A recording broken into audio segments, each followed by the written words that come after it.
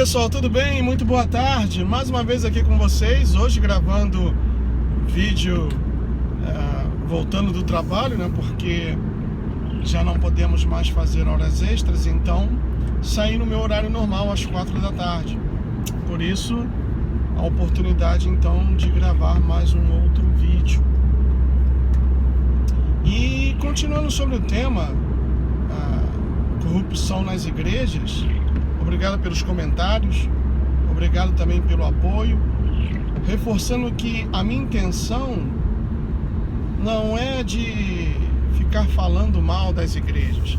Tem igrejas que são sérias, pastores que realmente são verdadeiros homens de Deus, mas são aqueles que não são estrelas na mídia, aqueles que não aparecem, aqueles que não têm um carro bonito, que andam com um terno emprestado, ou então nem terno tem, né? Não tem condições de comprar um terno, mas eles vivem para servir e por isso eles servem para viver. Agora tem outros que são lobos devoradores, né? Carrões, Bentley, BMW, Porsche, Ferrari, por aí vai. Então, se você não se enquadra, ou a carapuça não serve, a carapuça não te serve para os exemplos que têm sido dados aqui nestes vídeos, então não tem com que se preocupar. Agora, uma coisa temos que convir, que não estou falando nenhuma mentira, essa é a realidade de muitas igrejas no Brasil. E uma outra realidade que vamos falar hoje é a respeito dos profetas e das profetisas, né? A minha falecida mãe, uma vez ela foi numa igreja, a mesma igreja lá do bairro, que eu comentei num vídeo, né? Que o pastor colocou a mão na minha cabeça, me sacudiu daqui e dali, e forçou a barra para que eu caísse. Como eu não caí, ele disse: olha, o irmão tem que ser mais humilde. Então, nessa mesma igreja, a minha mãe foi e uma profetisa fez uma profecia para ela. Até alguns anos atrás eu lembrava dessa profecia, mas como Deus chamou a minha mãe para a glória e enquanto viva essa profecia nunca se cumpriu, então eu deixei de mão, né?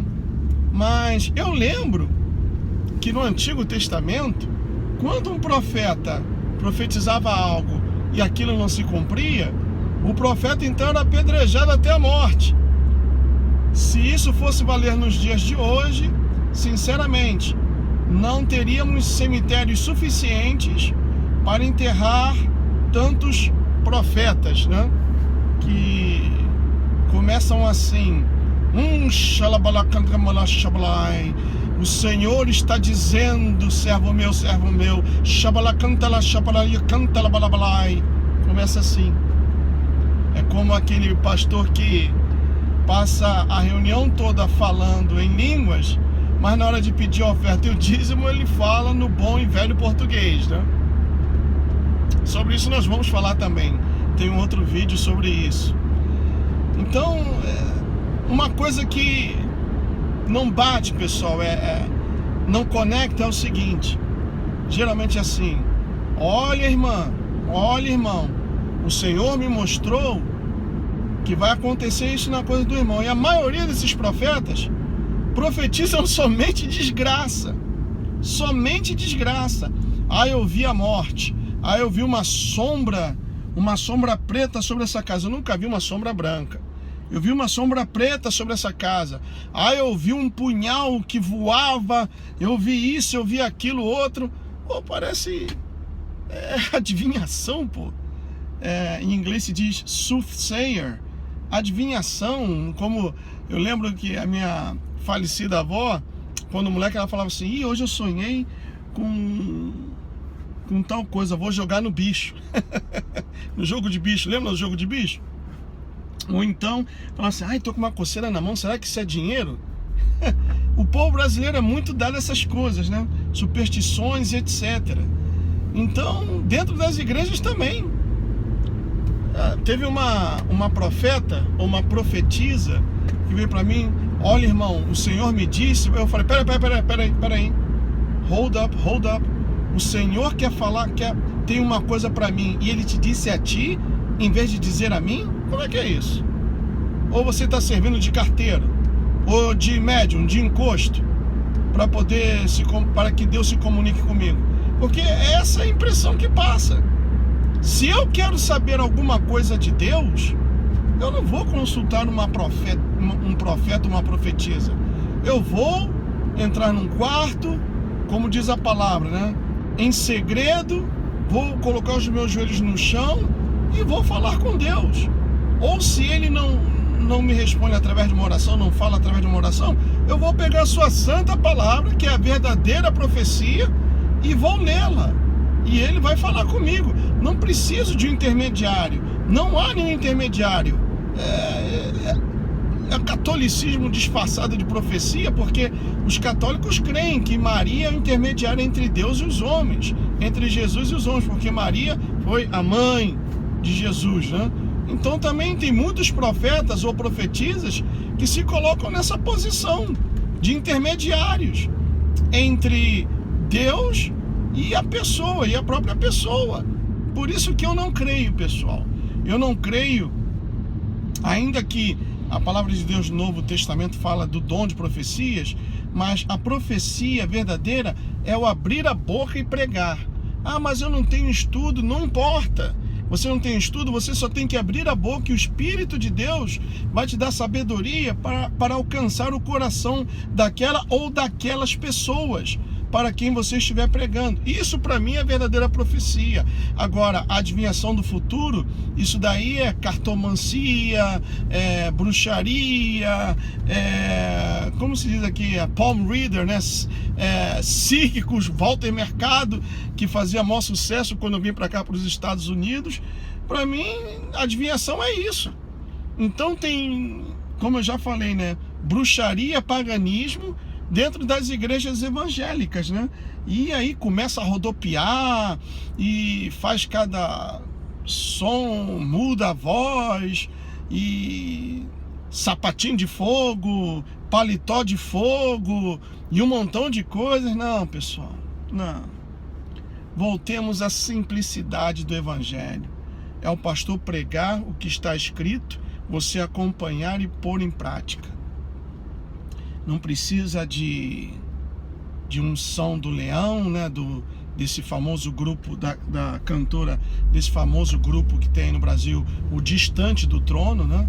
Não precisa de ripa lá para frente, ripa para cá para trás, e chabarabam, chacabum, e se põe uma base musical, né? Um funk, e rodopiando, e segurando na vara, e um montão de coisas, e cair pelo poder de Deus. Voltemos à simplicidade do Evangelho. É tudo que o Senhor quer, é o necessário, a simplicidade do Evangelho. Eu fico imaginando se João Batista, né, ele estivesse vivendo nos dias de hoje e visse essas coisas, né, dentro das igrejas, ele ia ficar escandalizado. Balada gospel, show gospel, são os jovens que idolatram, como esse cara aí que de Deus não tem nada, não sei o que, o Thales Roberto Thales, sei lá. É o Distante do Trono e outros grupos mais, né, que de louvor eles têm muito, muito pouco, apenas a palavra louvor, porque a música que eles fazem não tem louvor nenhum. É para vender, é para conquistar uma posição, um status, para se tornarem popstar. Essa é a realidade. E você está aí repleto de vídeos no YouTube de profetas e profetisas que realizam até casamentos, pessoal. Até casamentos nas igrejas. E aí você vai ver a vida desse profeta ou dessa profetisa tão miserê tremendo, devendo todo mundo, não tem o que comer e mora em uma casa que, Deus me livre, uma situação que, poxa, claro, não vamos olhar para isso, né? Não vamos olhar para isso, mas é como, por exemplo, se eu tenho meu filho e eu falo assim, olha meu filho, nunca use drogas na sua vida porque drogas fazem mal à saúde, mas eu sou usuário de maconha e cocaína, então que exemplo que eu estou dando para o meu filho? Talvez você não goste do meu jeito franco de falar as coisas e até usando um pouco de sarcasmo, mas foi como eu disse em um dos vídeos, né? É nojento se não fosse cômico, seria nojento se não fosse cômico. E essa é a realidade, pessoal. As igrejas hoje são uma vergonha. Uma vergonha. As pessoas vão para as igrejas hoje para buscar as bênçãos, em vez de buscar ao abençoador. Quer dizer, é uma troca, é toma lá da cá. Eu vou na tua casa, eu vou cantar, eu vou pular, eu vou gritar, eu vou fazer tudo isso, mas eu quero a minha casa própria, eu quero meu carro do ano, eu quero meu próprio negócio, porque eu quero esbanjar, eu quero ostentar. A palavra de ordem é ostentar. O evangelho que se prega não é o evangelho da salvação, é o evangelho da ostentação. E Deus, como soberano, onisciente, onipotente, onipresente, Ele sabe tudo que está no seu coração. Como diz o salmista, ainda a palavra não me chegou à boca e tu já a conheces toda. Ele sabe, Ele conhece, Ele pesa as intenções do coração do ser humano. Então, se você é membro de uma igreja já há 10, 20, 30 anos, sua vida não vai para frente, o problema está na igreja? Pode ser que sim. O pastor, que é o anjo da igreja, precisa ser trocado, né? O problema está na situação do país? Também, que sabemos como anda a situação do país. Mas o principal problema está em você. Você mudou de ano, 2015 para 2016, mas não mudou nada dentro de você. Então, procure mudar você primeiro. E depois você vai ver as outras coisas também mudando ao seu redor. Tá bom? E busque a Deus, leia a palavra dele. Você não precisa de um intermediário, de um profeta ou de uma profetisa, tá bom? Grande abraço, Deus abençoe a todos. See you next time. Tchau.